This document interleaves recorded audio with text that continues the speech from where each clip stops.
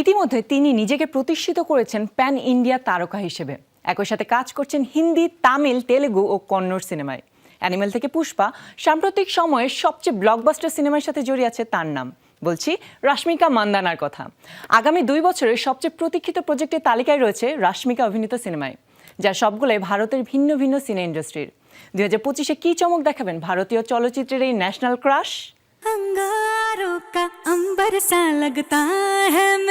গত বছর ডিসেম্বরে ভারতীয় সিনে ইন্ডাস্ট্রিতে পুষ্পা দ্য রুল দিয়ে দর্শক মহলে দারুণ সাড়া পান রশ্মিকা মান্দানা। সুকুমার রায় সিনেমায় আল্লু অর্জুনের বিপরীতে দারুণ অভিনয় করে 2025 সালের শুরুটাও মাতিয়ে রাখেন এই অভিনেত্রী। তবে এবার বলিউড ভক্তদের চমকে দিয়ে আগামী 14 ফেব্রুয়ারি মুক্তি পেতে যাচ্ছে রশ্মিকা অভিনীত সিনেমা সাবা। ঐতিহাসিক প্রেক্ষাপটে সিনেমাটি মারাঠা রাজা ছত্রপতি সম্ভাজি মহারাজের জীবনের উপর ভিত্তি করে নির্মিত। এতে ছত্রপতি মহারাজের চরিত্রে অভিনয় করেছেন ভিকি কৌশল, আর তার বিপরীতে মহারানী যিশুবাই চরিত্রে দেখা যাবে রশ্মিকাকে। সম্প্রতি ট্রেলার প্রকাশের পর সিনেমাটি নিয়ে সবার আগ্রহ বেড়েছে কয়েক গুণ। আগের সব সিনেমা থেকে একদম নতুন চরিত্র ও নতুন রূপে ফিরছেন রশ্মিকা। আমি সবসময় এমন একটি চরিত্রে অভিনয় করার জন্য প্রার্থনা করতাম।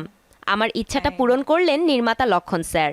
এই সিনেমায় অভিনয় করে আমি এতটাই খুশি যে এখন হাসি মুখে অবসরে যেতে পারবো। এদিকে অ্যানিমেলের পর বলিউডের রাশমিকার সবচেয়ে বড় সিনেমা হতে যাচ্ছে সিকান্দার। এতে সুপারস্টার সালমান খানের বিপরীতে অভিনয় করছেন এই অভিনেত্রী। এআর মুরুগদাস পরিচালিত সিকান্দার ইতিমধ্যেই বছরের সবচেয়ে প্রতীক্ষিত সিনেমা হিসেবে আবির্ভূত হয়েছে। আগামী ঈদে মুক্তি পেতে যাচ্ছে অ্যাকশন গল্পে নির্মিত এই সিনেমা।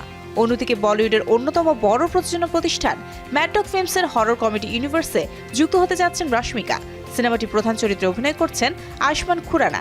চলতি বছরেই থামা মুক্তি পাওয়ার কথা রয়েছে। রাহুল রবীন্দ্রনের তেলুগু রোমান্টিক ড্রামা দ্য গার্লফ্রেন্ডও মুক্তি পাচ্ছে আগামী 14 ফেব্রুয়ারি। সিনেমাটি প্রধান চরিত্রে অভিনয় করেছেন রশ্মিকা ও দীক্ষিত শেট্টি। যৌথভাবে প্রযোজনা করেছেন বিদ্যা কপ্পিনিধি ও ধীরাজ মোগলিনেনি। এদিকে তারকাবহুল প্যান ইন্ডিয়ান সিনেমা কুবেরা গত বছর ডিসেম্বরে মুক্তি পাওয়ার কথা ছিল। এবার আগামী ফেব্রুয়ারিতে সিনেমাটি মুক্তি পরিকল্পনা করছেন নির্মাতারা। শেখর কাম্বুলা পরিচালিত তামিল ইন্ডাস্ট্রির এই সিনেমায় রশ্মিকা ছাড়া অভিনয় করেছেন নাগার্জুনা ও ধানুষ। এগুলো ছাড়াও রশ্মিকা অভিনীত আরও কয়েকটি সিনেমা আলোচনায় রয়েছে, যার মধ্যে অ্যানিমেল সিকুয়েল অ্যানিমেল পার্ক ও পুষ্পা সিরিজের 3য় পর্ব পুষ্পা দ্য র্যাম্পেজ উল্লেখযোগ্য।